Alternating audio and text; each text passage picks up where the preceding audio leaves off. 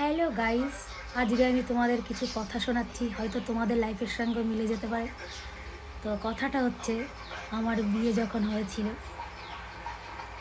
তখন আমার বরের অল্প বয়স ছিল, খুব সামান্যই রোজগার করত, যার ফলে কিছু পরম আত্মীয় আমাকে বলেছিল, তোর বর তো ভিখারি, চাল চুলো নেই।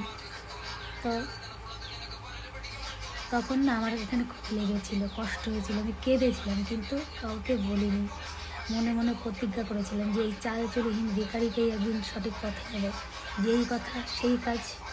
তো সেরকমই হয়েছে। আর এখন আমি তার সঙ্গে অনেক হ্যাপি লাইফ কাটাচ্ছি আর খুব ভালোও আছি। আর যারা ওই যে বলেছিল না যে চাল চুলো নেই বেকারি, তারা আর বেশি দূর এগোতে পারেনি। তো যাই হোক, অনেকে তো আবার বলেছিল যে সংসার করিস না, চলে আয়। আমি হাল ছাড়ার পাত্রী না, ভালোবাসা কোনো দিন হারাতে শেখেনি। তো ভালোবাসে দেশে যেত, ভালোবাসা কখনো হারতে দেয় না, জিততে দেয়।